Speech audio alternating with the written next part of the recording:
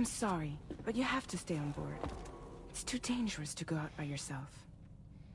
And you'll have to put on your shoes.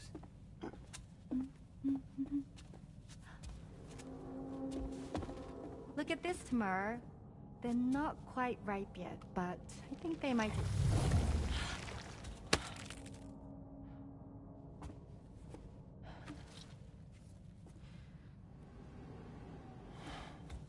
It's okay, Tamara, really.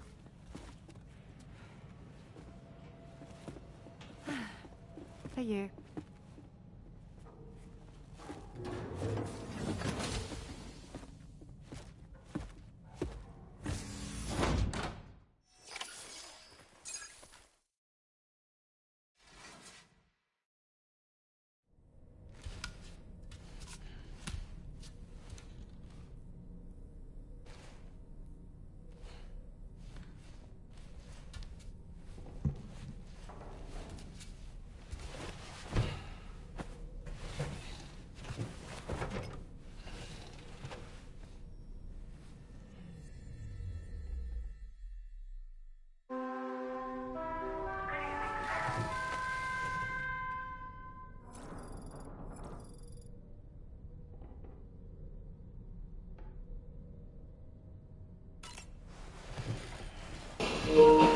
And then she left that beach, came, and she was like covered in tar.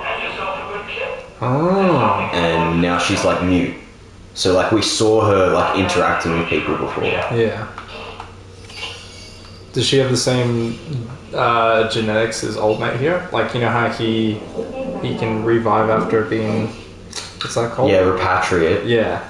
Is she a repatriate? Yeah, potentially if she came back from the beach. Mm. Like Heartman kind of does as well. Yeah.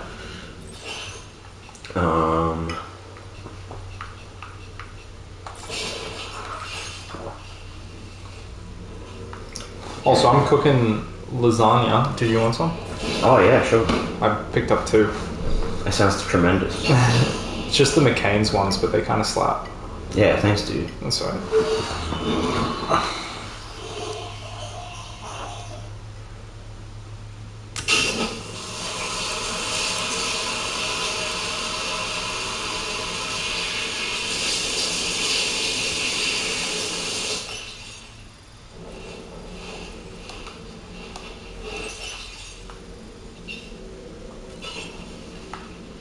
That friend of the Dowser we rescued was a very brave man, don't you think?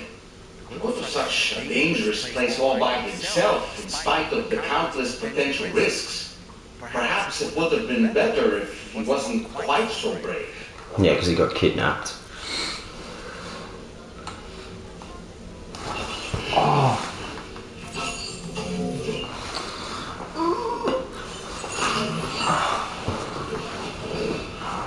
Well, I'll ask Alana and your mom when they come downstairs, but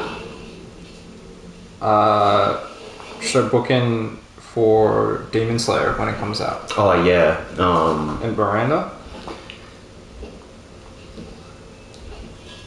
Because it's on a Thursday, but we go like a Thursday I thought night. both of you should have a say in this. Yeah, it's like About the girl, tomorrow. Oh, we go on Friday instead. We picked her up. We're still reading Tarkle activity there, which means there might still be a passage to the other side. It's possible she could still use it to go back home. I'd love to send her back to that hellhole. If that's where it goes, Yeah, here. where she belongs. This is not her. She isn't one of us. That chrysalis, we found her inside. It was filled with a fluid that contained amino acids. One's identical in structure to the kind found in tar. I'm sorry, there are amino acids in tar? As in proteins? Of course. How else did you think that chiral creatures could emerge from it? Or to be more accurate, be born from it? Some have even theorized that the tar is a sort of primordial soup. Wait, are you saying that tomorrow is a chiral creature? No, not at all. Her DNA and cellular structure prove that she's human. Well, the world we found her in was filled with the dead. almost like some kind of beach. But tomorrow herself is alive. She's a living human being. We should look after her here. Women and children and the weak have always been easy targets. In every conflict and disaster, we're always the first to suffer.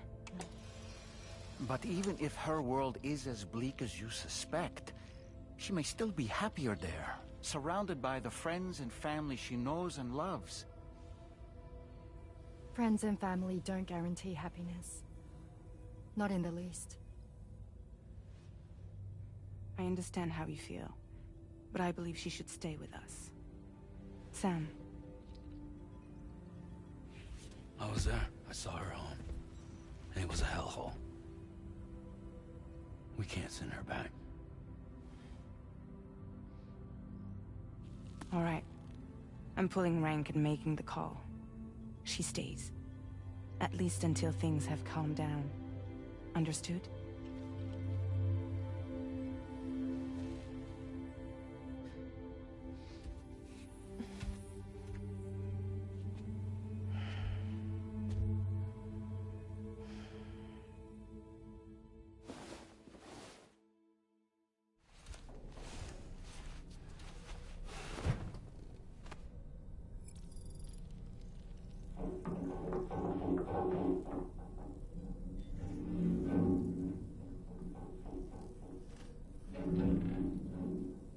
Did you hear that just now? It came from the hall outside.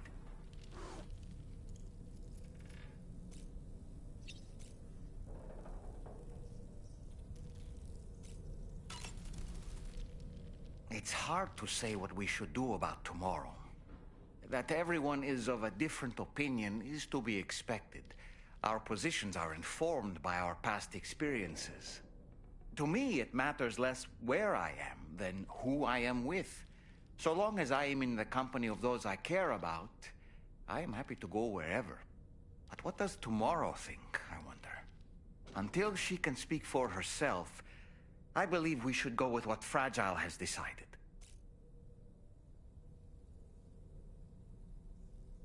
The armed survivalists don't seem concerned in the least about causing people's deaths. It's unconscionable, terrifying too. Man, the thought alone's enough to make me feel sick.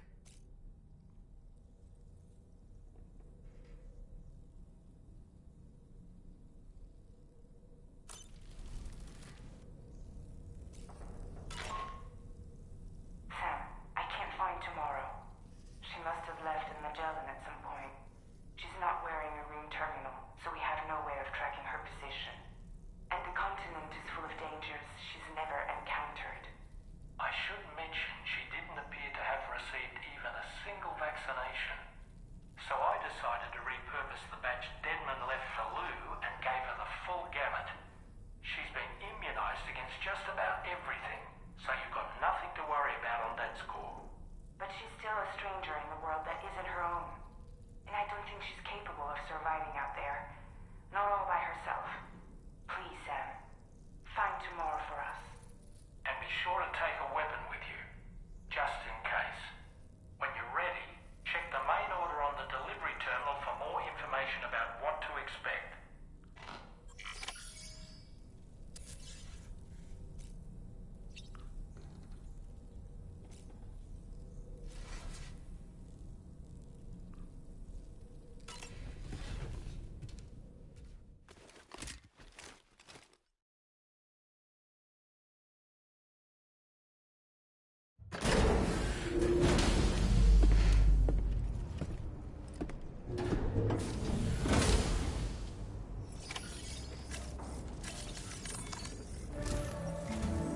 Sam, something worrying came to my attention while I was searching for tomorrow. There have been a few reports of mechanized belligerents in this region. You should consider them hostile if and when you come into contact. So, review your equipment loadout via the delivery terminal and make sure you're prepared for anything. Only then should you pick up the next main order.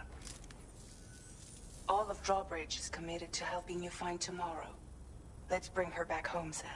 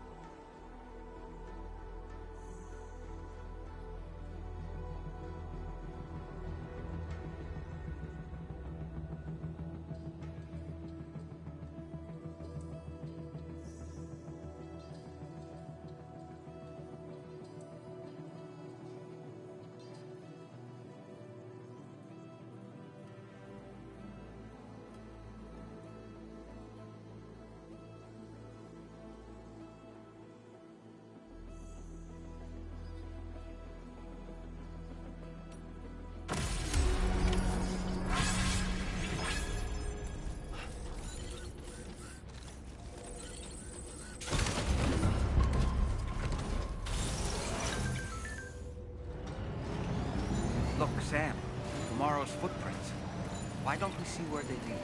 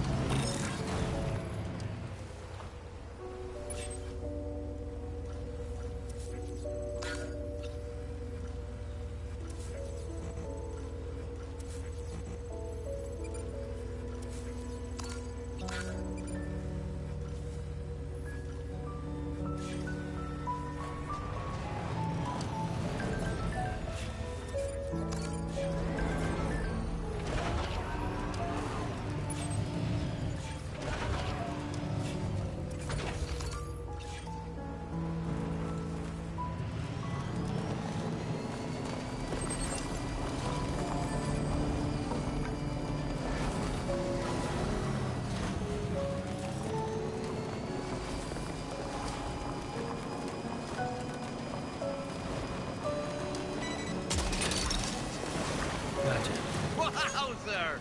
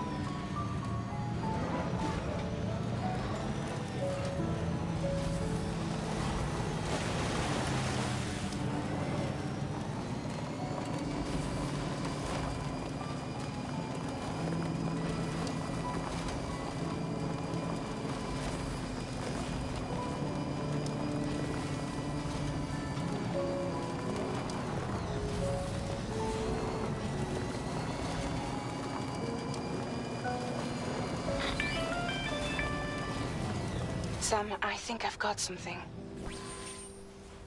Check the marker I've added to your map.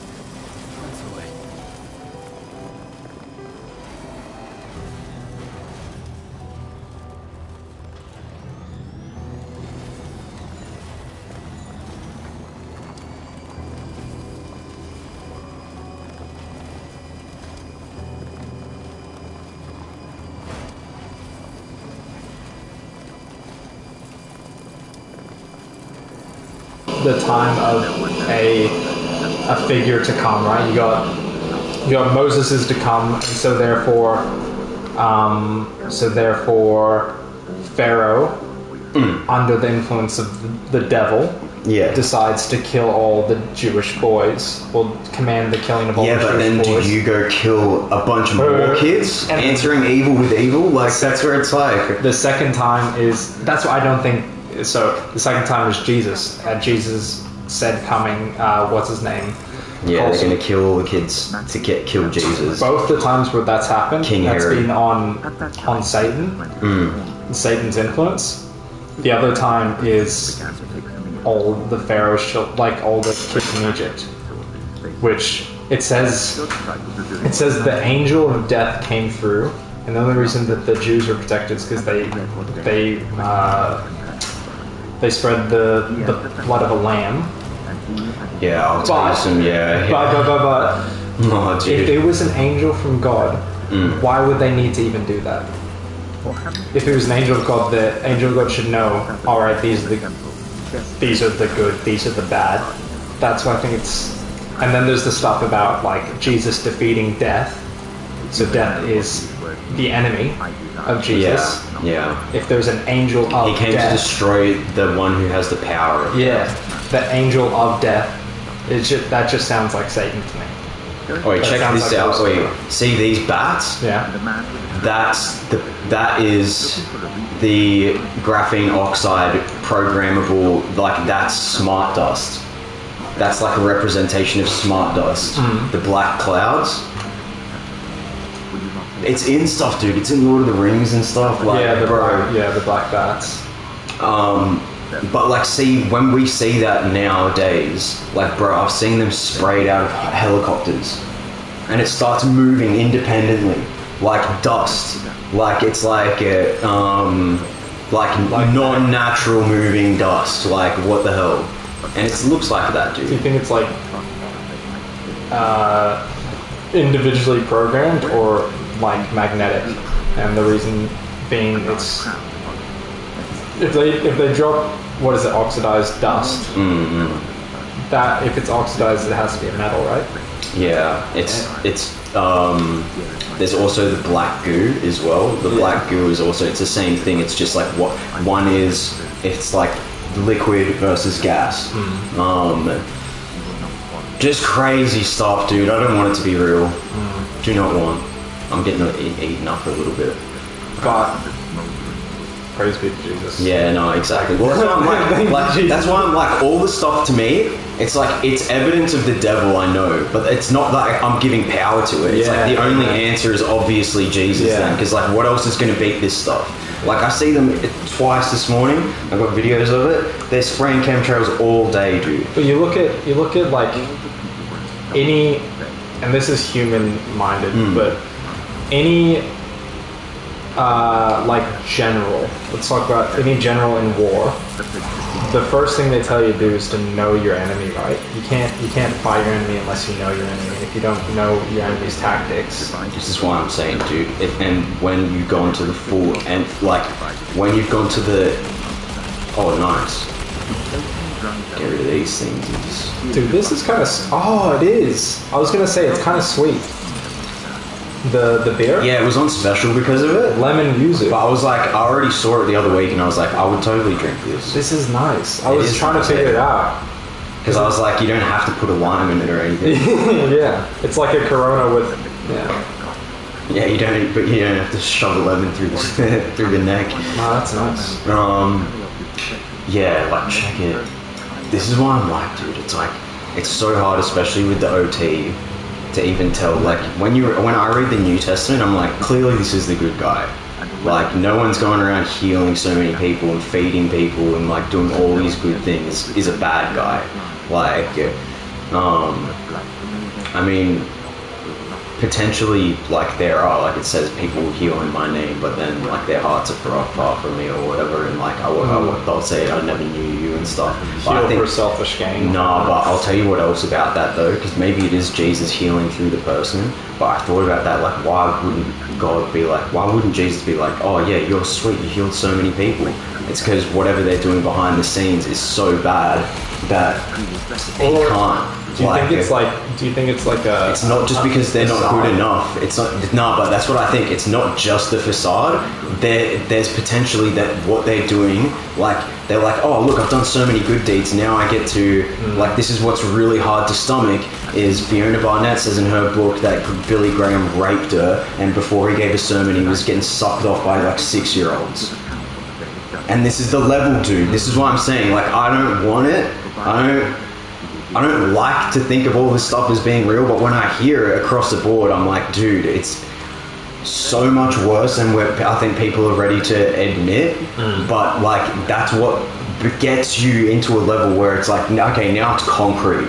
Like, if these, like, it's the 33rd degree. If all that stuff is like really real, like it means that Jesus is also really real. You know what I mean? Like there has to be equal opposite force to that, and that's why other people like they take it hard to stomach the Christian God because they were abused in a church.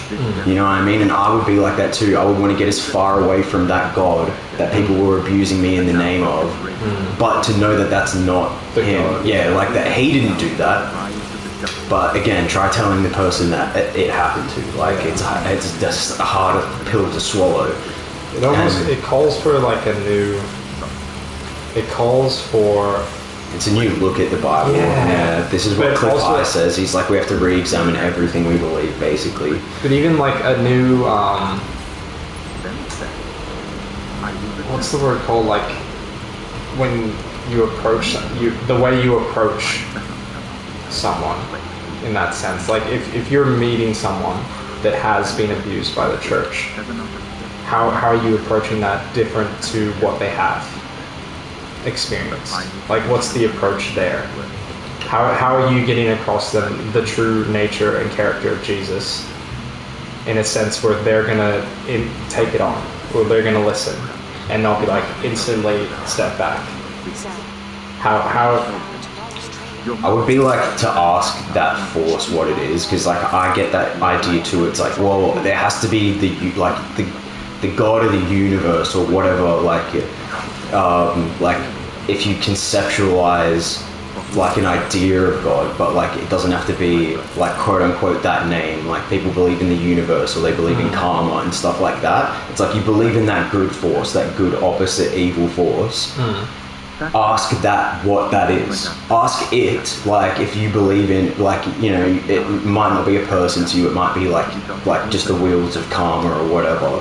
But if you would ask that entity or that force what it is, like is it personable, like does it have a name, and can it reveal itself to you, that kind of thing. And then if like, I'm not going to force it onto you that that person is Jesus, but if you ask that thing if it is Jesus and it comes to you like that, then like don't be like, I wouldn't be offended. I've never been offended that it's it's actually the guy, like it's actually the guy with holes in his hands, you know what I mean? Like, well, that's how written Abraham, you know, because there was no conceptualization of God and Jesus at that time where he was like, oh yeah, I have words written on a page. It's like, I know that there's something good. What is this personal being that is good, that has been fruitful towards me? And what makes me good? What makes me want to be good? It was credited to him as, because it's like, if I heard someone talk about it, it's like everyone has the opportunity to come to Christ even if they've never heard the name Jesus, because even if you live on a desolate island, he'll come in from everyone. And so you never touched the Bible, you've never seen the Bible, never heard about it. Like there's still tribes that live out that are untouched by Western civilization. But at one point, they could be like, okay, I'm looking up at this beautiful, the stars. I'm looking up like something has to be the creator of this. Something has to be doing this good, you know? I need to get out of here, bro. I need to seek the light, bro. It's so dark. Like it's like another step further. It's like, so I'm specifically referencing this guy Alandro Markman because he's like very into meditation and stuff, because he can't go, like a lot of his abuse happened in church, like where he was in like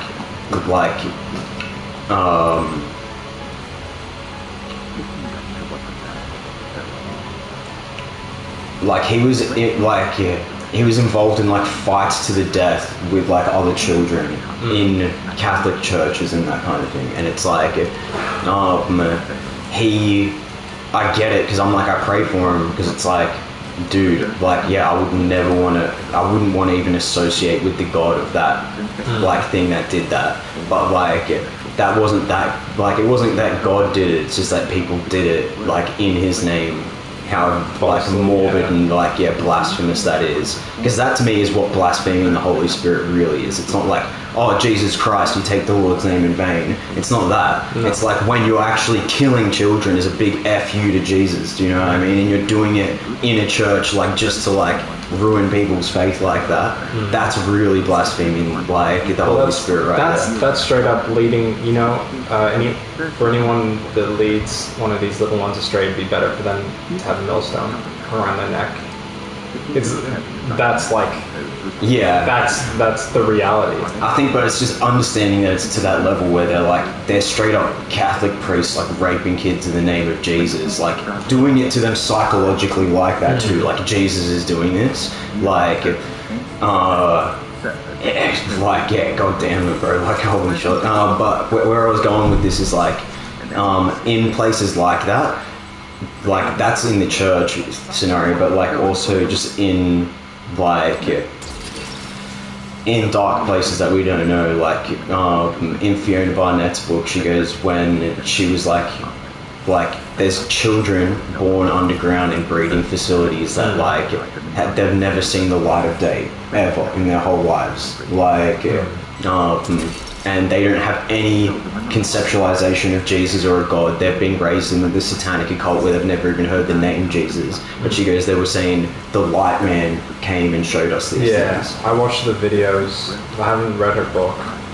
It's intense. I've almost finished her book. I'm like on the last 50 pages. A lot of it, it's not redundant. Like I've just heard a lot of the information that she's written before. So like things like Ronald Bernard and stuff, like the Illuminati bankers and that kind of thing. Like I already knew a lot of that just from my own personal. But oh dude, a lot of it is really hard to stomach. Like she was like Ivan Milat, like she saw Ivan Milat throwing kids into a furnace to Moloch, and like alive, like burning them alive, and also they put a girl through a wood chipper and got all the gore in a bath, like you know how they have the bloodbath ritual, because that's all in like Eminem and stuff, like you see him doing it like in album covers, like up to his neck in blood. But sometimes it's goat's blood, sometimes it's not, and it's like they do the red room rituals and stuff, and they legit bathed her in this like girl's blood. Like God only knows what it does to you. Like it's just to psychologically, like they'll be like, we're satanic super soldiers, look how much you've been through. And it's like they even have a ritual where they put you on a throne and be like, you're a chosen one. It's the chosen one ritual, where they're like, look, you're one of us. Like out of all the kids that you just saw get killed, you're the one that made it. Look, you're the transcendent one. Like Hereditary, you know what Hereditary? Have you seen that movie? Yeah. Bro, then they put the crown on him. It's literally that. But it's in so many different movies and TV shows about like the fighting until the last one survives and the last one is the strongest. It's in Full Metal Alchemist. They take that survival of the fittest mentality to the most extreme. Yeah. Like, have you watched Full Metal Alchemist? Yes. And that was the King. What's his name? King Bradley. Because it is, bro. That's the Nazi science. Yeah. Like that's the whole eugenicist mindset of like the strong survive. We've got to get rid of the weak. They're the useless eaters. Like we don't take care of the elderly or the disabled or like any minorities.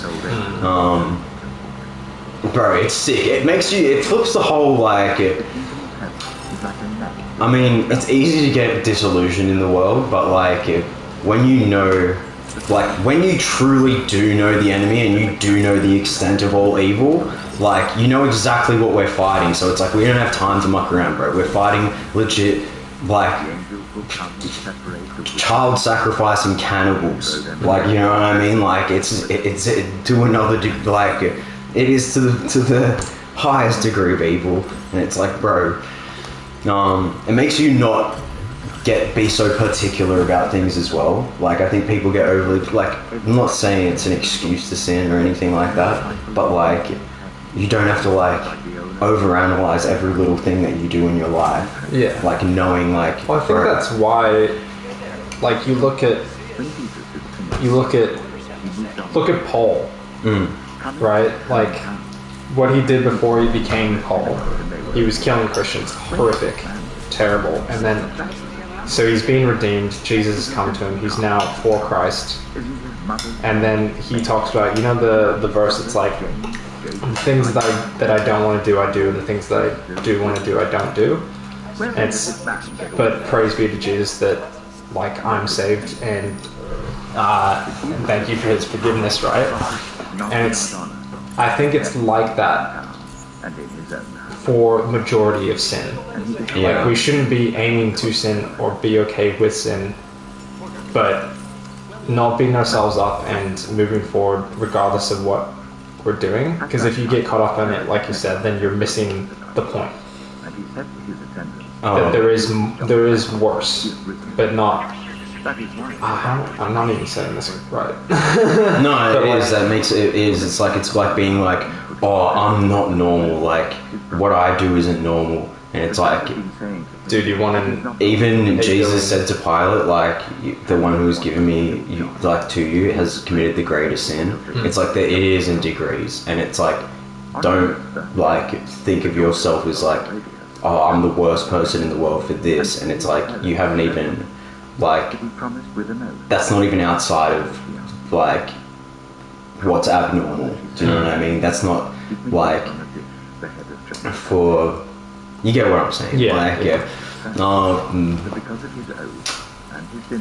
Yeah, I think it's been the hardest thing for me to grapple with, like, recently, is, like, Jesus, like, where was this?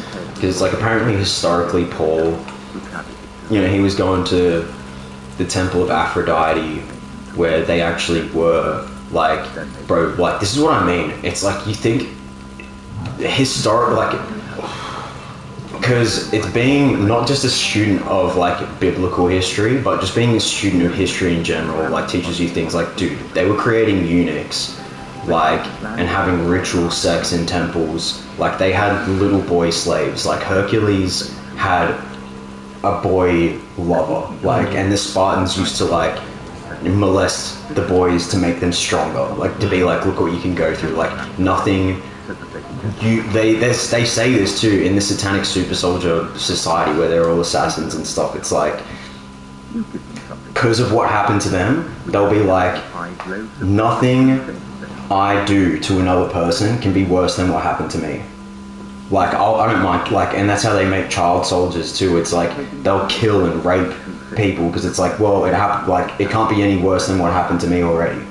And it's like, it's not like they're victims of it too. Like, that's a big thing about it. Like, it's like, oh, dude, like, it is evil. Like, this is the thing, and it's like, but it's like, it's hard to wrap your head around the mindset of someone that's been through that stuff, because it's like, I can't judge someone that, like, say, where their humanity's kind of being destroyed by it's like Truth the 777 said it. He's like,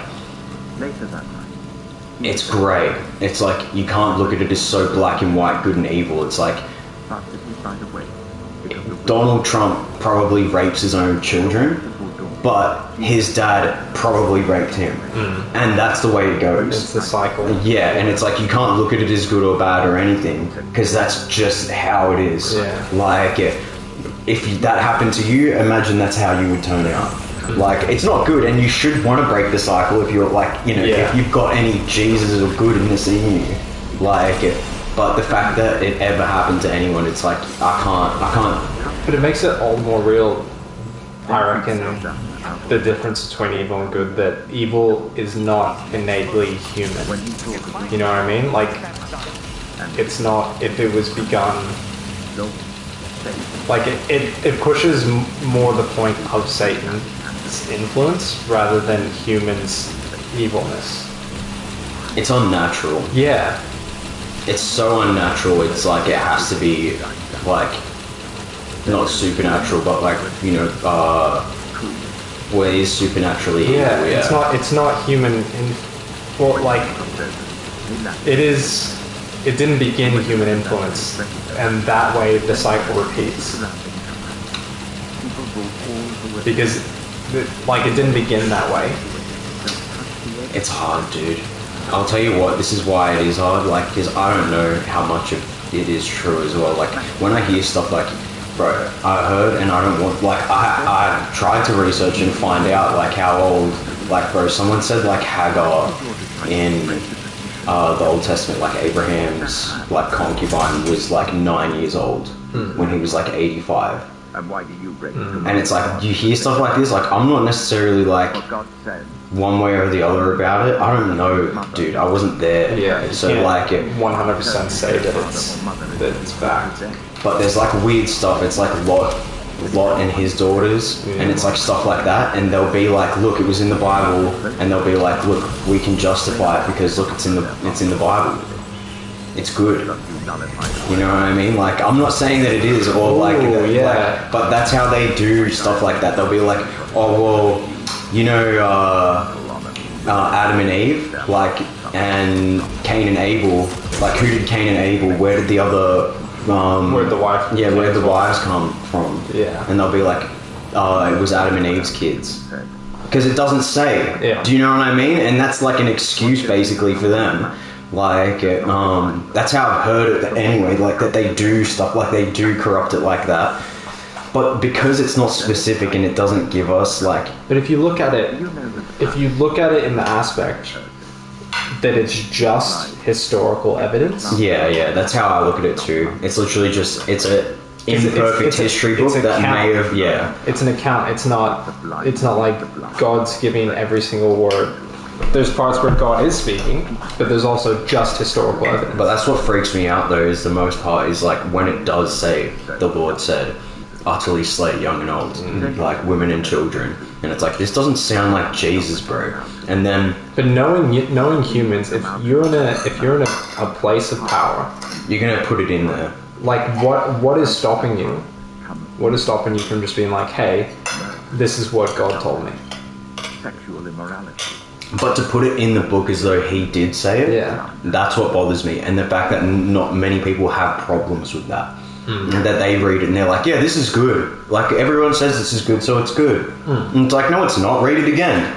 Like, I think when King David, bro, King David killed so many women, and it's like, it kind of shatters my whole reality, because I'm like, we're looking at these people like they're good people, but it literally says here, like, he butchered all, like, he, like, killed all the men and women. Like, it's like things like Samson that we're told is supposed to be good.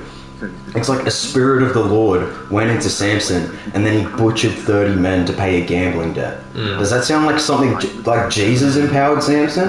And it's a superhuman strength too.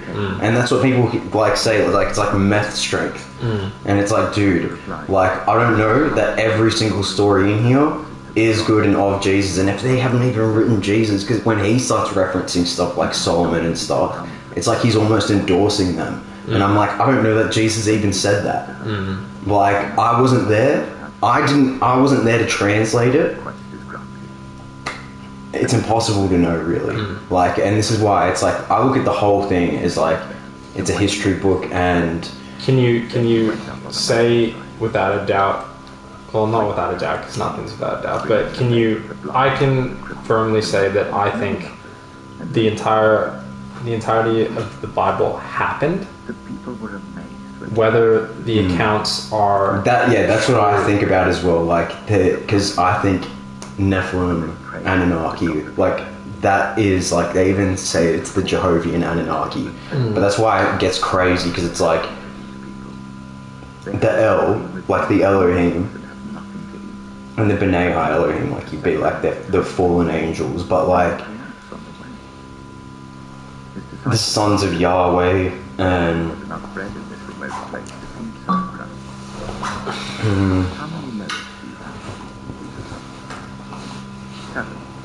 pull up. And a few. He told the crowd to sit down on the ground. It's just a lot that's like not commonly like extrapolated upon, like the fact that it's only like a couple of mentions in Genesis, but then when you go to just one apocryphal text, like you go to Jasher or Enoch, and it's like it goes way deeper into it, and it's like, why is this not in there? Isn't this more important than what they've put in there?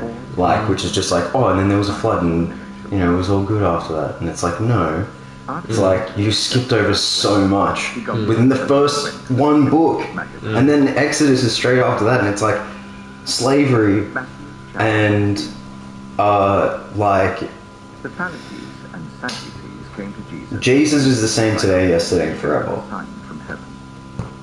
He replied, when evening comes, you say it will be fair weather. I'm trying to bring this around. And in the morning, today will I think be the cool, fact that sky like and overcast. it's just like a scarce amount of mentions on the Nephilim and giants, and like someone said potentially in the book of Jasher, it's like what was really going on in Egypt was like there were adrenochrome rings in Egypt, and that makes sense to me. It's like they've got a whole bunch of alien statues there. They're worshipping aliens. They're worshipping snakes. Like there potentially was huge adrenochrome rings back then. It's just not told to us, and it's like that's where I feel like, especially like going back to like, because it's like, what is Judaism really? It's like, because Judaism came after Jesus. Yeah, like the literal word Judaism didn't exist until like the last couple of hundred years. And that was, well, the last I feel 1,000 like years. they just adopted that, the Old Testament, like a group adopted the Old Testament. You know what I mean? This is why I feel like it's like the New Testament like came out like a newspaper, and it's like written in a way that like it's like they reckon in the Greek it was written in such a way that it was like Who do people say the Son of Man? it was like the common person could understand it, like it was like written for like the layman. But the Old Testament, like, because there's so many inconsistencies, it's like there'll be like verses in Kings, it'll be like then 700 men went out, and then Chronicles it'll be like 7,000 men went out, and it's like why is it inconsistent? Why are they changing stuff? And it's like, to me, I'm like, they've had a lot of time to doctor both. That's what scares me the most. It's like even the New Testament, and it's like I want to believe it was preserved. Do I? Like, it's like I want to be like, it's not getting rid of my faith. Like, I still believe in Jesus. It just might be a more eclectic, like it might be way more of a hectic version of Jesus than we're just commonly taught. Like, and a better version of him is being gatekept than we even know. And like, it's just so much stuff. It's like, you know, like pastors will love to quote like, sell everything and give all of your possessions to the poor and come follow me. And it's like, then in Paul, it's like he was rich but became poor to make so that we would be rich and that we would lack nothing. And it's like, well, which one is it? It's like, but that's, I try not to get too caught up onto it, because it is very, dude, like I go into all that. That's like a cycle to oppose. You know what I mean? Like if I do good to you and you in turn do good to others, if I put, let's say monetarily, like I put money into you, say you had a dream to do something and you didn't have the funds to do it, and I put into you, you've now been able to do that, and in turn you distribute onto others, where it's a cycle of repeating of people giving onto others, not all that they have, but like as much as you can. That it's then the cycle of doing good has to, it's like cascading. Yeah, it's like a snowball effect. And that is in opposition to the cycle where there's just evil upon evil following on generations. You know, where people are stuck in like SRA victims and all this evil happening, or people that are poor and have been stuck in homelessness, generational poverty and stuff. Where that's not going to change if we can't just justify not doing it because like, oh, Paul said we should be rich because Jesus became poor for us to become rich. Well, I think our ratio, like, yeah, it's like, I think they're one and the same thing. It's like you can't give out of abundance without abundance. Yeah. Like, they go hand in hand. It's like being generous, like it's like being generous comes from having an abundance, but also having an abundance comes from when you are generous. Yeah. Like, and it's when you don't have either of those. Like when you're stingy, then all of a sudden you live in lack because you're living in a lack mentality of, oh, I can't give that, and it's like, yeah, you can't now. Like, yeah, it's totally supernatural. I've seen super evidence for that. Where like money just comes in and goes, and it's not even that. It's like well, it is that, but it's like everything you do it also prospers as well. It's like an abundance of everything. Yeah, you reap the benefits of what you sow, and like not just money, but like money, like not money, but like you can give a gift that's not money, and it's like that will also come around to you. Like even time. Yeah, exactly. I think that's the biggest one because I don't give a ton of money, but I give what I can, and then but more so I give my time, and I think that'll come around. Like what goes around comes around. I think that's as true as it is. And here, also, what else? Like, who do you think deserves money? Like evil people? No. It's like who deserves like to live in a mansion? Like the devil? No. But I think that's the case because that's how the world is. No,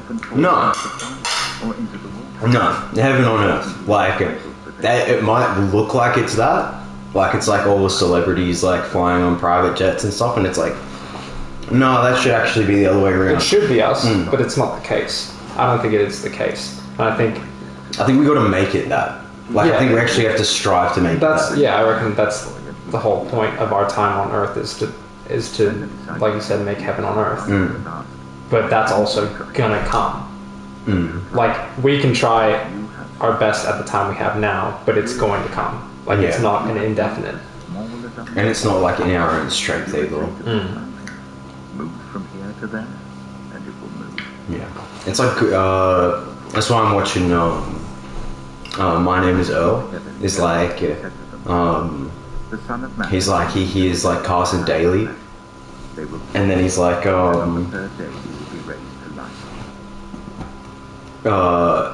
he's like how did you get to be so successful? And he's like, well, you know, I do good things like for others, and then like it's like you know, if you do good things, like good things happen to you. And it's like, yeah. He's like, it's kind of like karma. And then like the whole show is him like going through a list of like everything he did wrong to like try and correct that so that he can go back to like doing good. I think that's a great way to live your life and to start. Like Jesus tells us that we don't get to heaven on our own efforts, like it's not on works, but then we'll know each other by the fruits, right? And so you should be spending most of your life doing good and doing the works, knowing that regardless you have your place in heaven. Yeah, it's through grace, like, and I think it's just the like the supernatural feeling of goodness that you receive when you do good.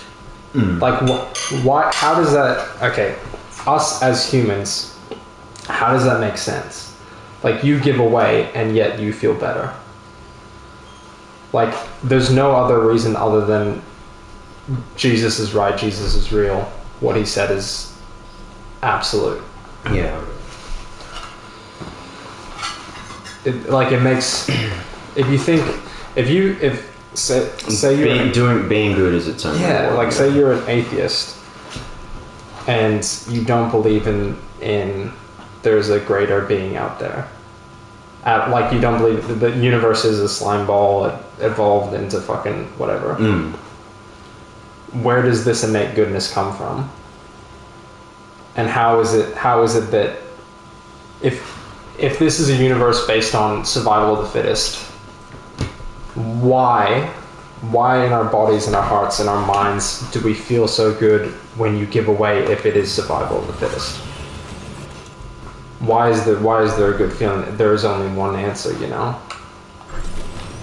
Like it shouldn't theoretically make sense that we feel good when you have less. Well, okay, I'll like a caveat to that, and I think like this would be the atheist rebuttal as well. Like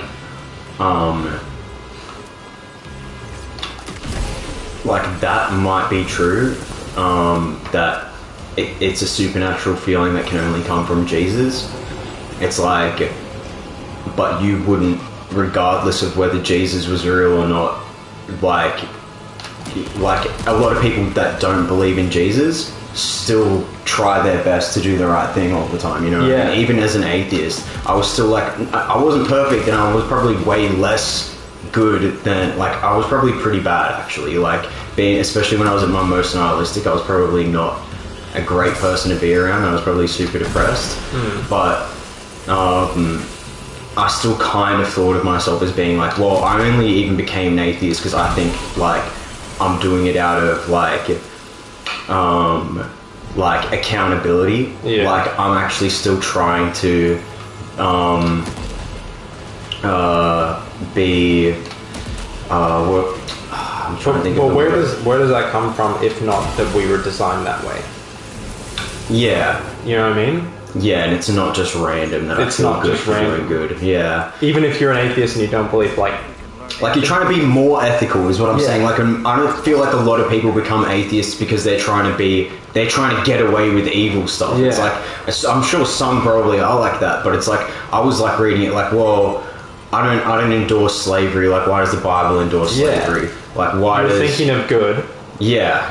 I was thinking like I would only want to become an atheist if it's like because it's more correct. Yeah. Do you know what I mean? Like, there's a better display of, like, you only follow something if there's a better display of goodness and righteousness. Yeah, but it's not like that. That's the thing as well. Yeah. Like, it doesn't come from believing that we all came from a primordial soup. Like you don't get the goodness from it. I mean, you could potentially believe in a god like that. That's like, it took 10,000 years and like believe in the universe, but like you can see it in animals. You can see an animal, like, do animals do things good for the sake of it being good?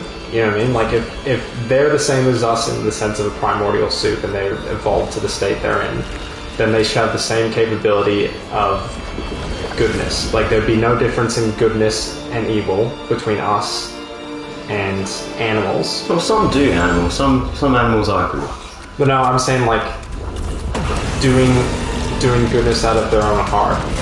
You know, why is it only us?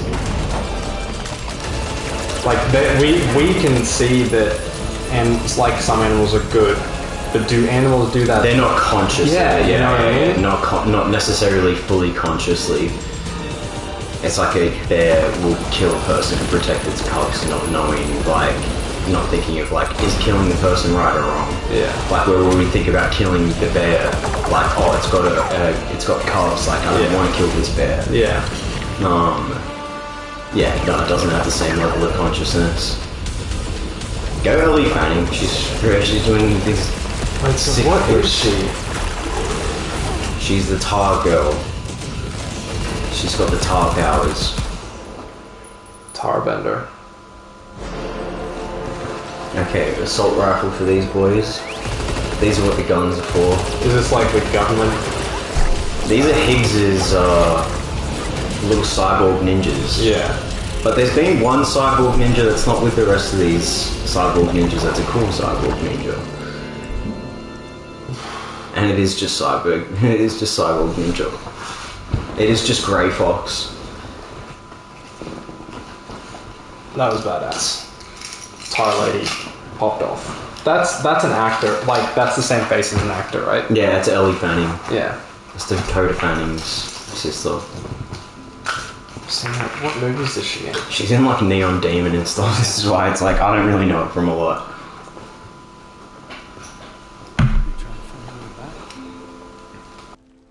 I suppose you have friends and family there, waiting for you to come home?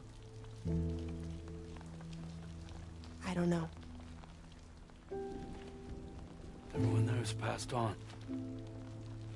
There's no place for the living in that world.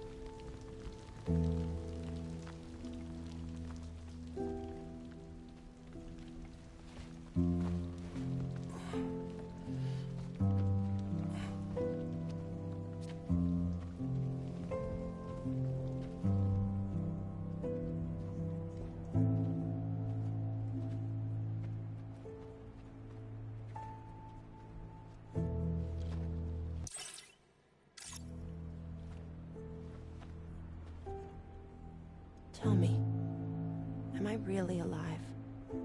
Well, yeah. Of course you are. Do you want to stay with us on the DHV Magellan?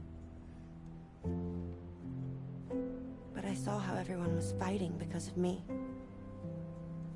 Ah, I'm sorry.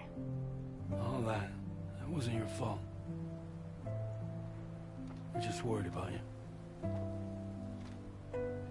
Wait.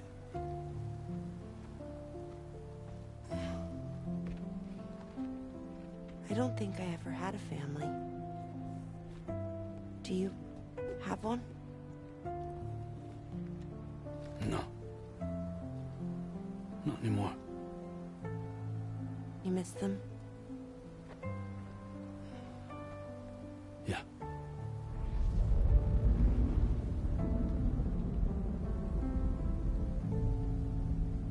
So, I can stay on the ship?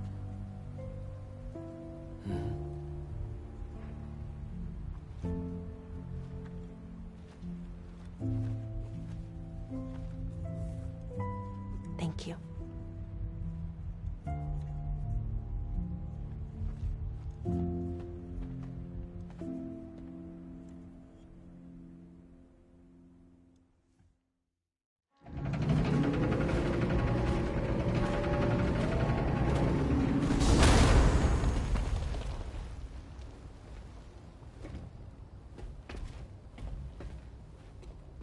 You have a very special gift tomorrow. It could help us. But for that to happen, you first need to learn how to control it. Want to come work for us? You can stay on the ship as long as you like. This is our gift to you. As long as you have it, we'll find you. No matter where you go.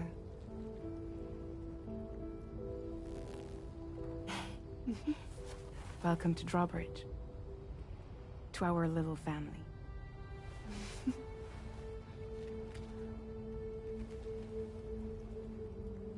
Come on, let's head inside.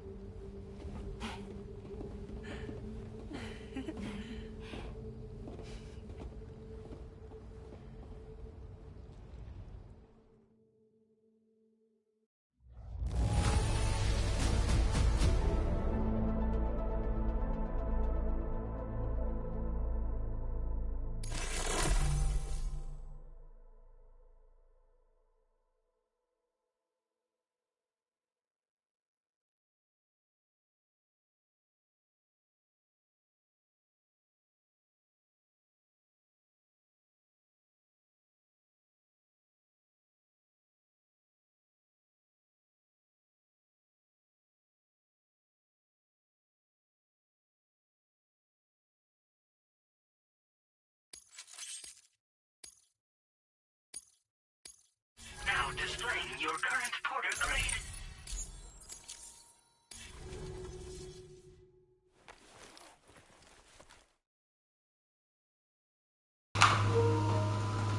Let's see how this goes. Alright.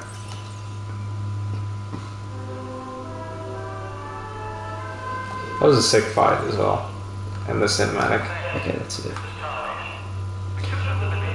We're getting right to the crux of this now. Is because it was so recent to the New Testament too, this is how you know. So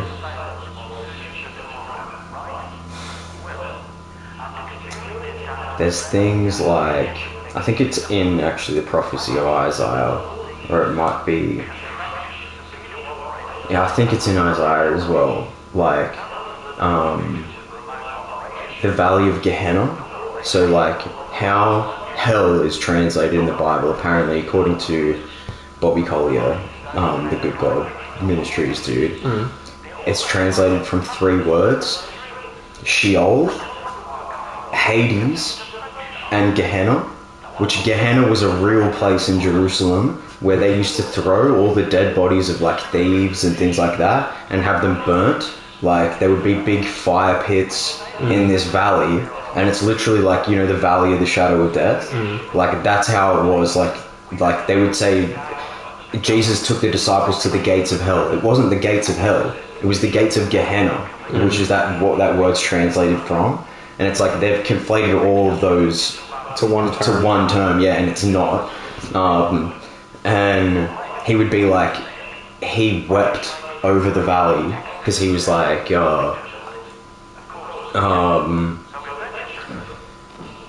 was like, oh, if only my children had come to me, like I would have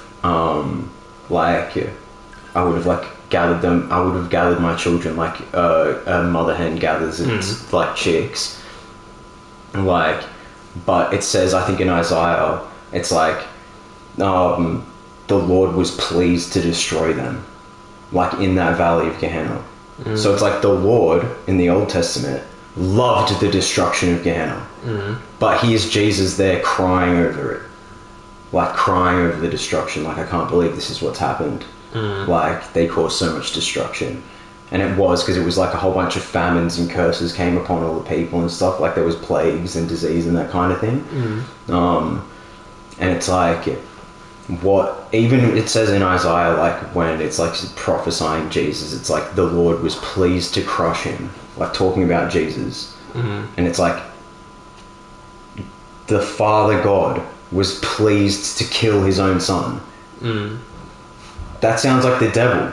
Like, and it's written like it's the Lord, like, or Yahweh, like that word translates from.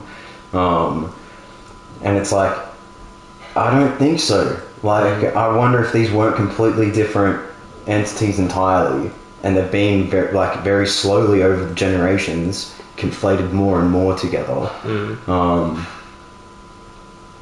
It's hard, like.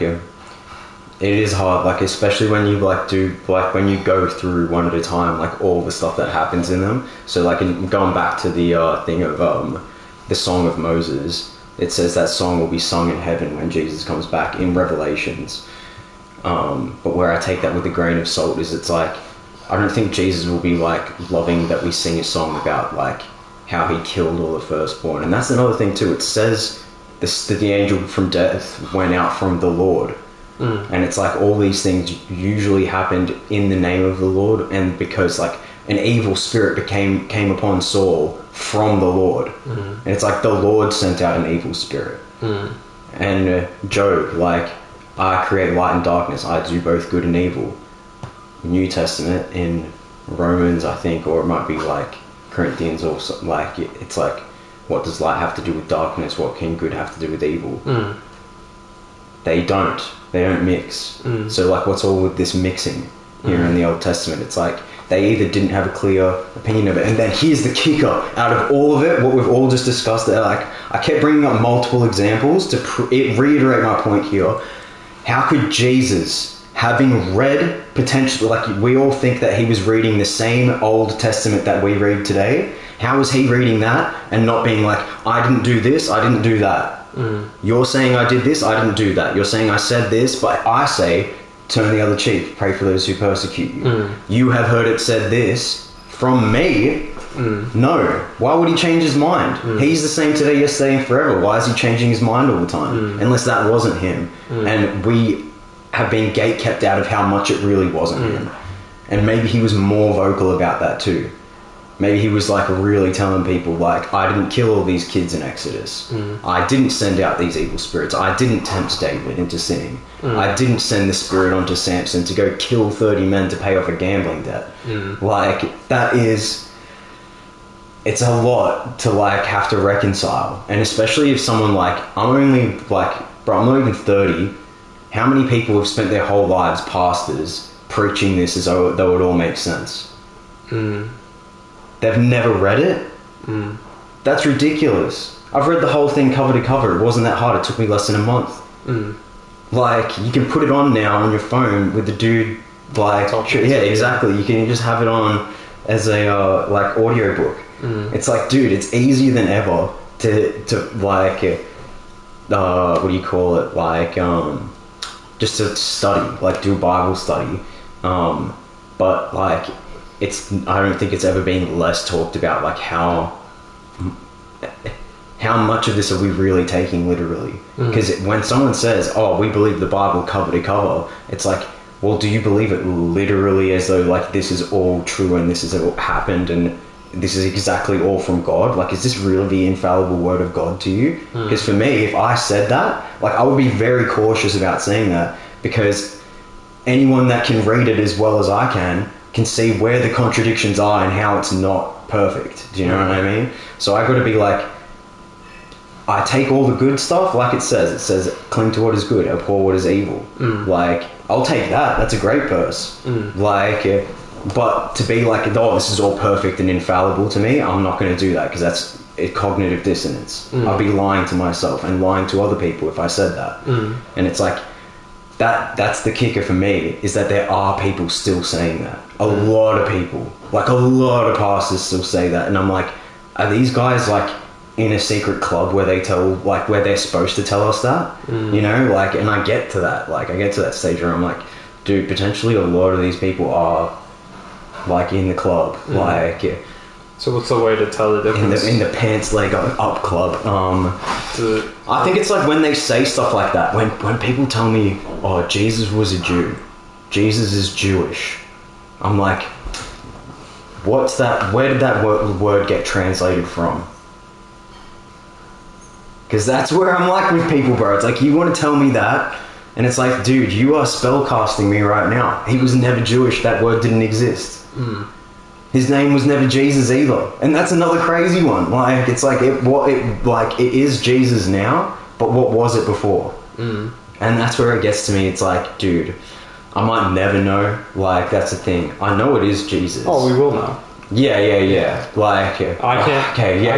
See, yeah, me too, bro. That's gonna be the day. Can't wait. Yeah. Sooner rather than later. Dude, like, can you imagine in heaven? It's just like straight up like a cinema, and God's like, all right, you can watch the events, the whole of history. Yeah.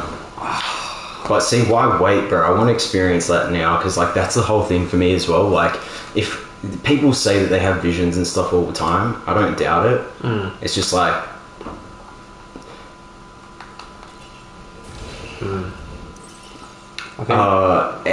they're not always consistent. Like, bro, I hear people telling me like, oh, like Jesus is Caucasian with blue eyes and blonde hair, and it's like, bro, like, you might have seen that, like, in your experience, but like historic, like, my whole thing is, it's like, I don't want to just have an imaginary Jesus. Like, show me like, bro, come tell me what you did and said. If you think logically, if Jesus came in human form, and he's in that time where he did live in Egypt, like, he's not going to be blonde hair, blue eyes.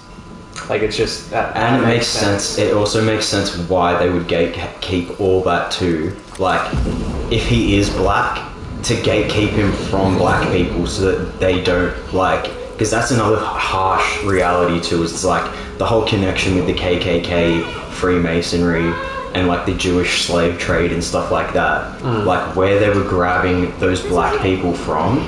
Like, think about it, bro, the Middle East, like the whole Ottoman Empire.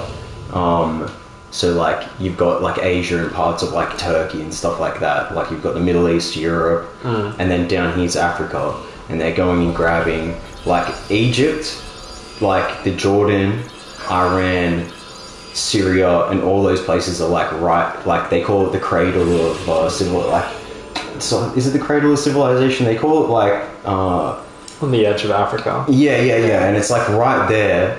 It's like, that's all the continents basically of, like, besides Australia and like America, that's like the biggest subcontinent of the earth. Yeah, like, it's like,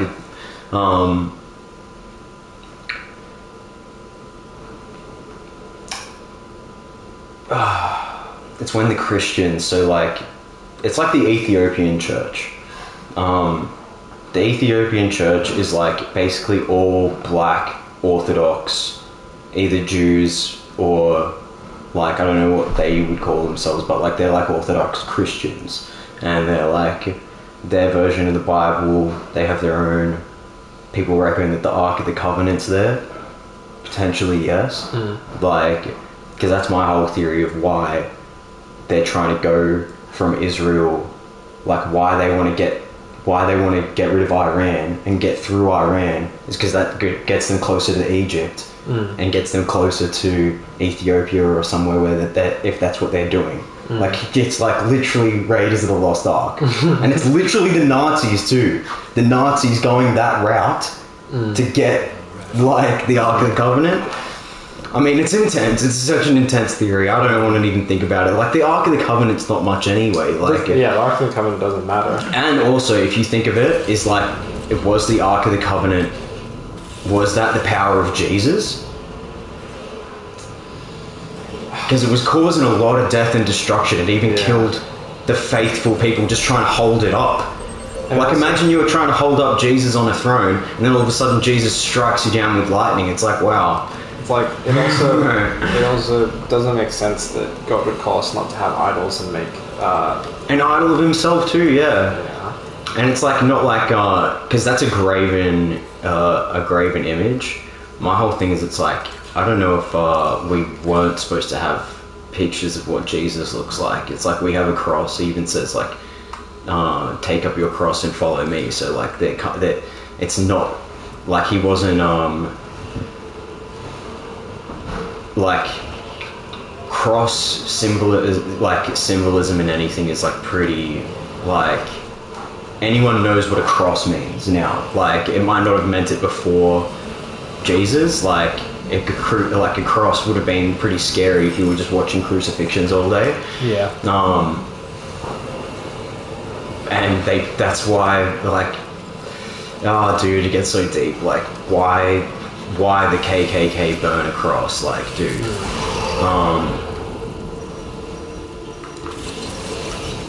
Dude, it's so scary. Like, my whole thing is, it's like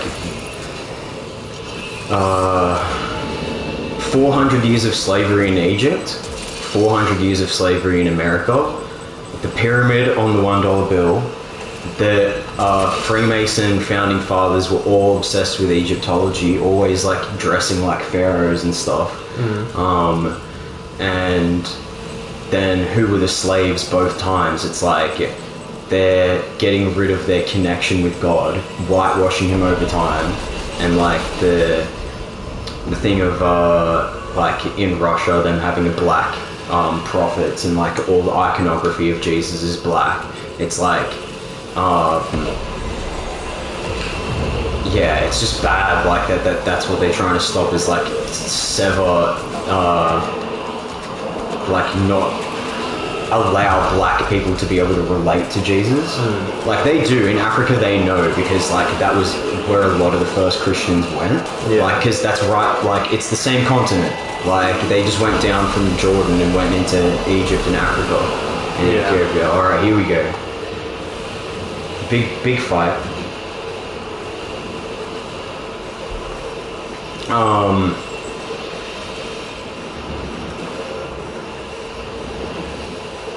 Because the world could look potentially a lot different if everyone had that information. It would be a lot less racist, I'll tell you that.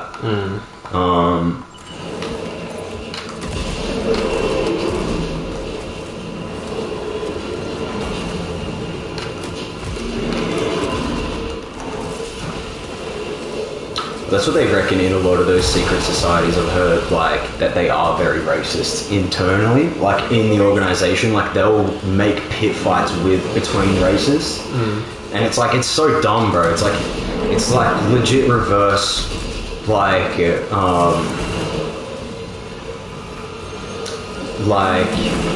most people want to treat, like, you know, think that everyone's like born equal, like no matter what the skin color, but they inside those secret societies like that, like they are openly racist against each other, and they are supremacist. And like, you think of like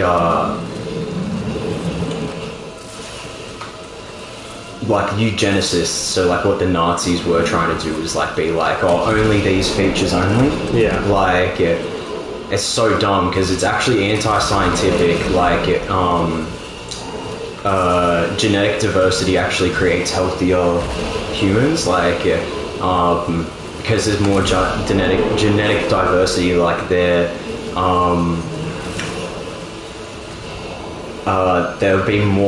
have more adaptive features to any environment. They could suit any different type of environment rather than just the one. Yeah. And so it's like it works the opposite way. If you're a eugenicist, it's like only breeding for these certain features for only this particular type of environment. Like isn't good. Like it isn't actually good for for human evolution. Well, you can see that with like incest. Yeah, exactly. It's so true. It's scientifically true, which just makes you realize how dumb that is because it's like the Nazis were super anti-scientific. Yeah, well, I think that's why when a lot of people say that science contradicts Jesus when it doesn't, that confuses me. It's knowing what science is. So, like, do you know where even that word science comes from? No. It's like, I've heard it, like, I mean, I would have to go into the etymology, like, I'm not 100% on this, so, like, don't quote me, but, like, scientism was potentially created by the Catholic Church, like, based on, like, popular opinion and stuff. So, like, people will say, like, oh, Galileo proved that the Earth was a globe, and like the Catholic Church like tried to shut him up about it, and they would show him all the tools of torture so that he wouldn't get it out. That's the story that we're pitched. But I've heard it the other way around, where the Catholic Church actually paid Galileo to come up with the globe, and that they were actually creating science to slowly like muddy the waters between real Christianity, like real like gnosis, like real real Christian gnosis, and like slowly start to introduce things like dinosaurs. Like it was the Catholic Church funding. Is that science or is that philosophy? Like it is science, dude. Like they created projectors, they created all of it, telescopes. Like it was actually the Catholic Church doing a lot of it. Like they were funding it. Do you know what I mean? About like scientific definites, like the idea of gravity, see the theory of gravity, Newton. I think it's all bunk, dude. Like, I believe. Like, I mean, I'm not gonna say either way. It's just like, it's the labels we're putting on it, because there's like the thing of it's like buoyancy right now. It's like when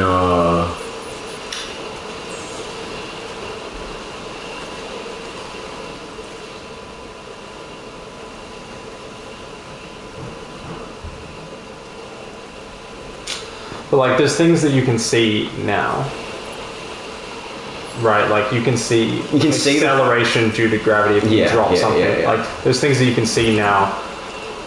Like if I stay on top of the roof and drop a ball, it's going to accelerate because of gravity, or because of some force that we call gravity. But there's a definitive force, right, that's working. And there's a bunch of these what are they called when it's like anyway, all these forces that happen are just there, and they are there, and if anything was slightly different, they say science says that the world would not work. See, I think that's all BS, and I'm sorry to be like it. No. How I explain it is they'll be like, this is empirical evidence that this is like this. They'll say things like centripetal force, or centripetal force. Like they'll be like, when you spin water on a basketball, the water sticks to the basketball like it does on a globe because of centripetal force. Except if you actually put water on a basketball and then spin it, guess what happens? Comes off. Yeah, it all spins off the ball. So it's not an empirical truth, and it's actually a lie. And it actually makes you dumber to believe it. And it's like, dude, there's a lot of things like that. So it's like, that's what I was saying, it's like density. So that there's like downward force. It's like helium rises because the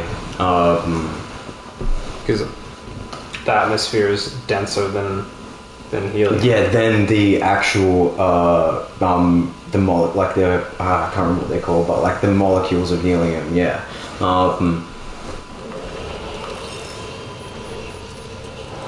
The atoms.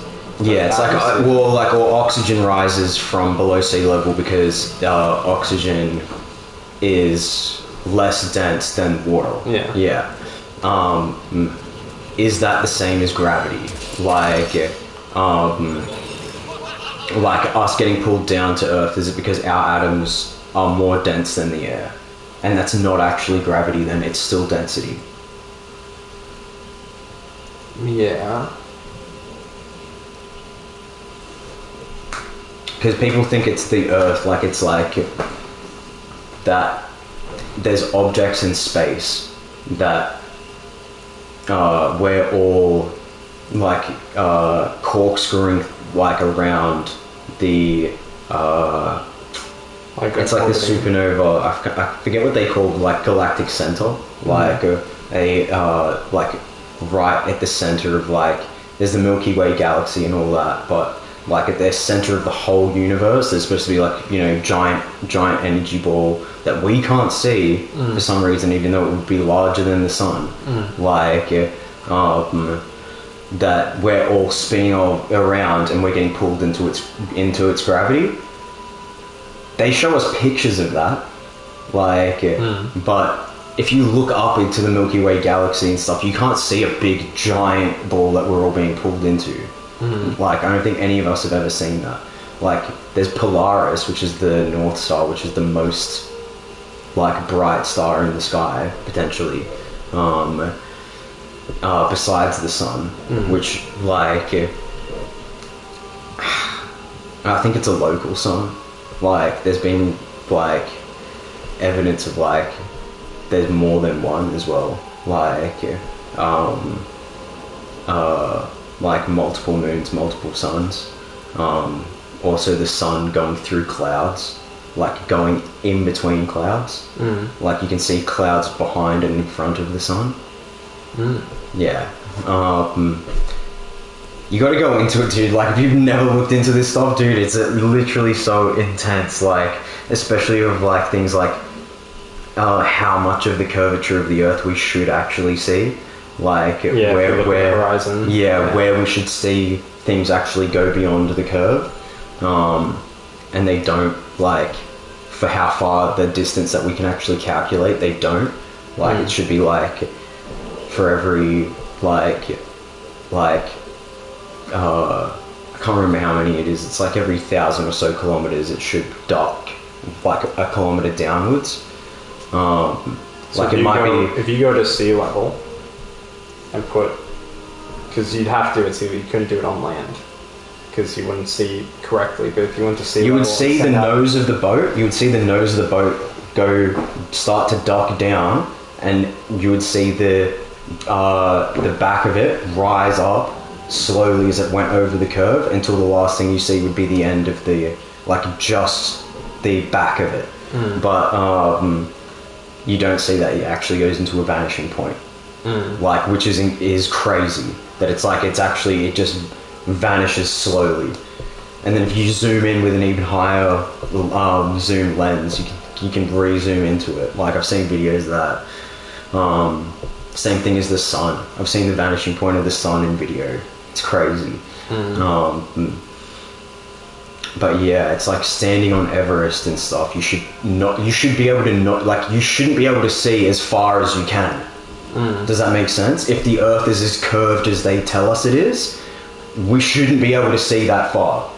But we can. And another thing is like that, and then that begs the biggest question: why would they lie to us and tell us the Earth is smaller than it actually is?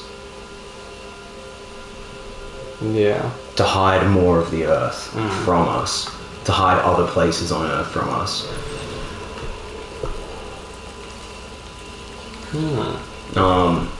Like, it's a lot, bro. You can go in so many directions with all this info. Like, But yeah, like, this is my thing, is it's like, when, like, I've never stopped believing in Jesus, probably, like, for the last, like, 9 years. Like, been, like, consistently knowing it's Jesus.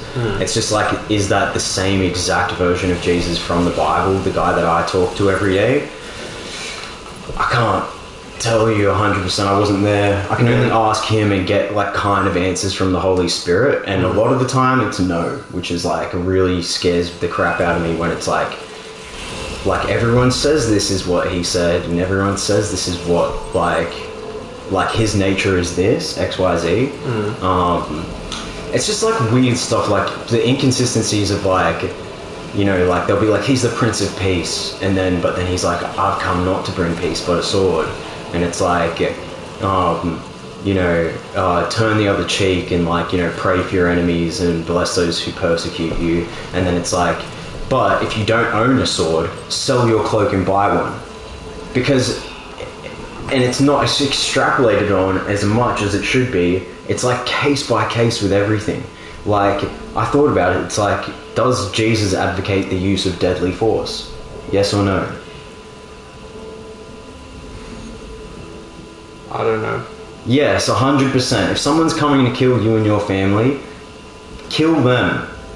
If someone's coming to raid your house and it's like stand your ground laws in Texas, you've got every right to shoot that person dead.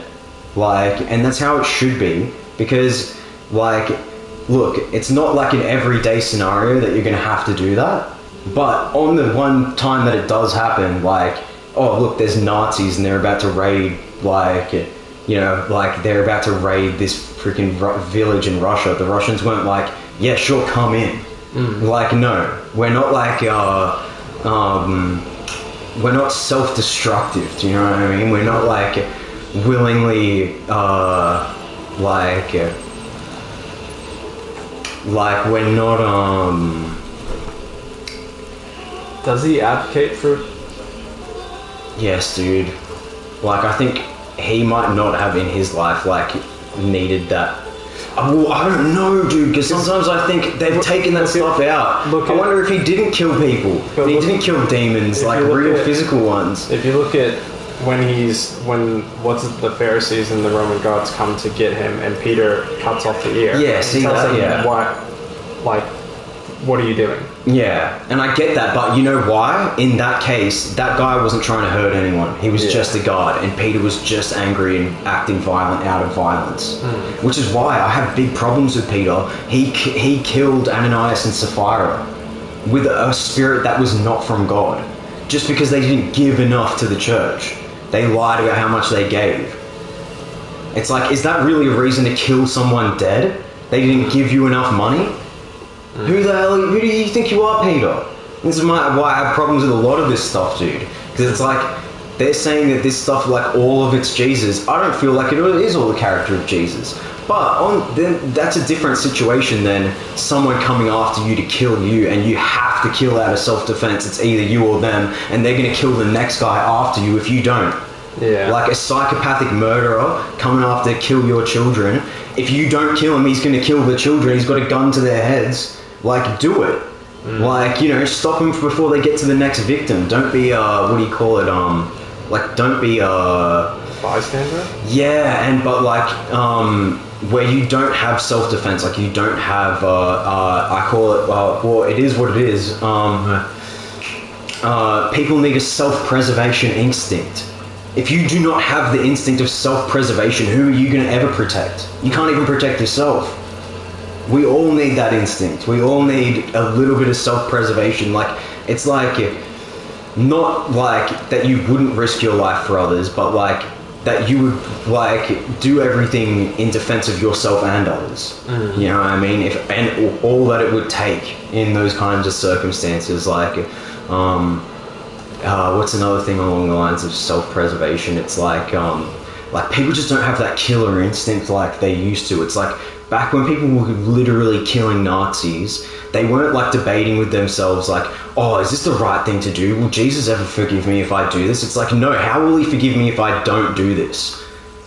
If I can't shoot this Nazi before he shoots me and my friend, how will Jesus ever forgive me? for being too weak to pull the trigger. Because that's what it was. It was kill or be killed. This is a dog-eat-dog world. It's a human-eat-human world. It literally is a human-eat-human world. And if we don't get serious, like, bro, no one else is gonna... Like, that's what I think of it. Jesus might be coming here to save us, but I'm gonna rely on the Jesus inside of me that's gonna come out and just save the people around me, like, rather than just, like, hoping that he comes flying down in the sky with machine guns to save me when the time comes. It's like... I mean, I will still have faith in that, like I believe in miracles, but like at the same time it's like, bro, if you do not own a sword, sell your cloak and buy one. Like, do have some self-preservation instincts and don't just like have faith that the wind will come and like knock your enemies over, you know what I mean? Like there's nothing wrong with that. There's nothing wrong with like, oh, the angels will protect me and stuff, but it's like there's also nothing wrong with like actually having self-defense skills and things like that. Anyway, that's just like my whole thing of like, I mean, should you try to incapacitate rather than kill? Yeah, it's like the Batman rules, right? Like is that better than killing? I just think like realistically, like say you had good enough aim. I'm gonna give it to you. Do you really want to know? Wait. Say you have good enough aim, right? That someone's holding a gun to someone else's head. You shoot them in the knee so that they fall. I'll show you this one scene in. I really want to go. Bro, I really want to go in there. Should we watch The Raid? Yeah, hell yeah, that's better than this movie, bro. That's such a good movie. Because that's the only... Oh, that and Hard Candy? Hard Candy? Oh, Hard Candy's good too. Yeah. Those are the only two on the list that I haven't watched yet. That's what I'm talking about. So, like, I know this from real people, real whistleblowers. I did not get these values from the Bible. And that's what scares me a lot sometimes, is it's like...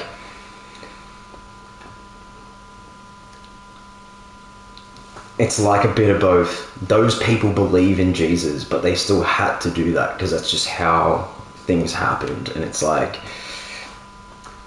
this is what I mean. For probably the most part of most people's lives, it's like the worst thing they'll ever come in contact with is like someone breaks into their house to steal something or something like that. It's not like a life or death situation every time, but when it is a life or death situation, it's like, how life or death do you think that is? Because it's like, you get people saying, like, you know, there's like the war in the Middle East and there's wars going on in a bunch of countries.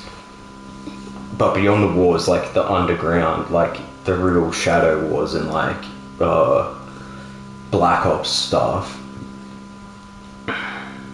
Like Nathan Reynolds says, and like I've heard it from a lot of whistleblowers too, like Jeanette Archer, a lot of people have drawn blood, like, for this, like, and show you. Have you seen Watchmen? No, I actually started that the other night and I like fell asleep straight away. Get Rorschach energy, bro. Rorschach is the GOAT. Like, he's not the GOAT, but he's the best. He's bro. That's the movie that has like the green face guy right at the front, right? Watchmen. He's got like a hat and he's green. Yeah, Dr. Manhattan. Like, Dr. Manhattan's cool. Rorschach is the real hero. He's the real true OG. But basically, it's like, when do you think a human stops being a human? Because then, it's like, how much do you think Jesus can really redeem? Because it's like, maybe he can redeem the murderer of one person. Maybe he can save the murderer of 2 people. Maybe you can save a murderer who's killed 3 people. But maybe the higher that number grows, it gets harder and harder. It's like, I don't know if that person's going to become... And people can. I've seen it happen like that. Yeah. Someone who's killed 100 people has. I think it's not the same as, like... It's the same as not being on works, right? That... Paul killed a bunch of people. That... where was I going with this? You can be redeemed at any point, but when you do so much evil, you're losing your own humanity that like it's harder for you to recover and come back to Jesus. Like the further you go, it's harder for you to come back. Do you think there's a place that you can go that is too far? I couldn't tell you honestly. I can tell you honestly. like I can't. The only reason I can't is because I have not talked to Jesus and been like, all right, what's the point? Where's the cliff? Where's the edge? It is. There is one. And would he tell? There's a few. Because then what? If that's the case, then it's not his all saving power. Grace, yeah. Well, like this is I think then it's like, what am I believing in if it's not? Because here's the thing about Paul. Paul thought he was justified that he was killing sinners and blasphemers. He was wrong, and he came around and he repented. And like Jesus, yeah, those people went to heaven. Like, there's this guy Zachary King who was like an abortionist, performed over 100 abortions. He shut down 10 abortion clinics with his book. Like, and he's like, abortion is a satanic sacrifice.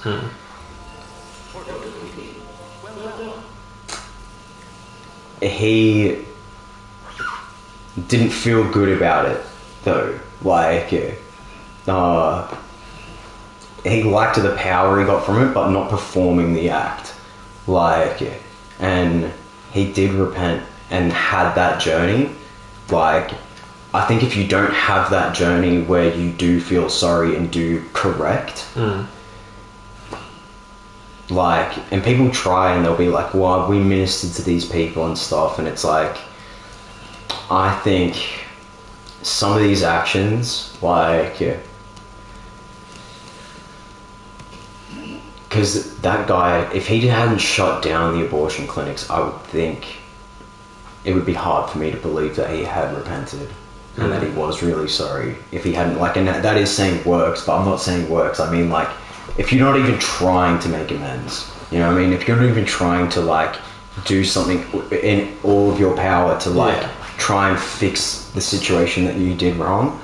What if I put this in an image, right? That, you know, the whole idea of the fork in the road, where you've got the narrow road and the wide road, right? But instead of that being just one point, you've got an infinite number of points before you're dead where it's splitting.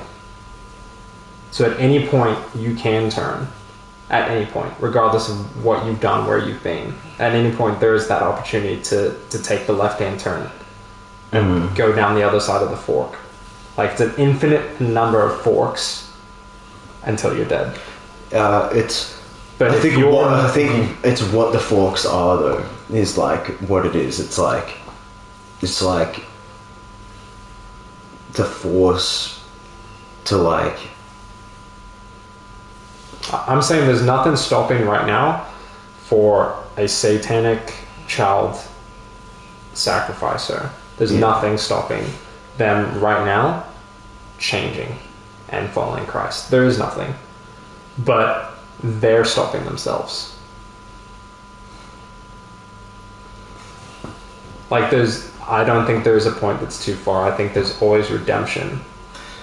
I'll tell you where it is. But there's a point where you're so gone in evil that you don't even see that there's that turn anymore. Yeah, see, this is like. But that's not on Jesus. That's on the person, I think. That's on their choice and their loss of humanity. Oh, dude, it gets so, like. I'm gonna just go. Like, we have to just go into the murky waters here. Like, the waters get so muddy. Like, wait, let me wake up Alana first, because she's had like 2 hours to nap. Yeah, I'll tell you this real stuff. That's why I was saying Watchmen, though, because there's a bit in Watchmen that is, like, perfectly illustrates my point where Rorschach... You want to watch that tonight? It's a long movie. Like, I'll just show you this scene. Like, are you planning to watch it? Like, because it is good. It's a good movie. It's a good movie. But yeah. Men go to prison. Dogs get put down.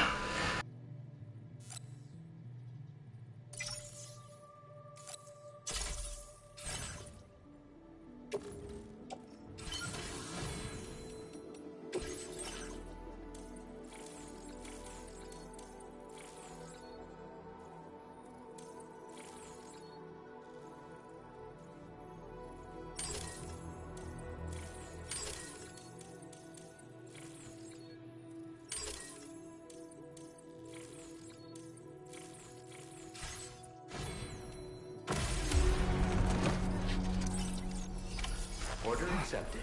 Thank you.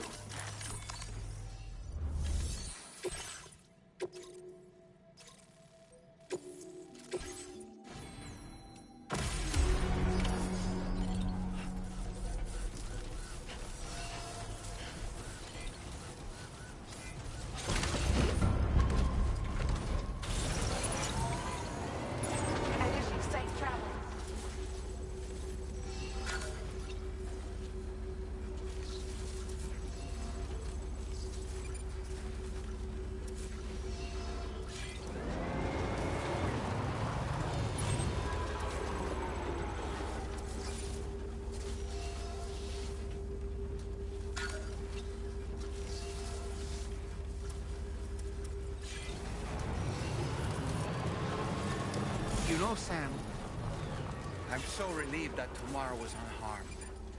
She must have been terribly nervous, trying to brave an unfamiliar world. But she's safe now, thanks to you, Sam. And now we have to show the girl that we're equipped to take care of her. That the DHV Magellan is a place she shouldn't be afraid to return to. A place that she can call home.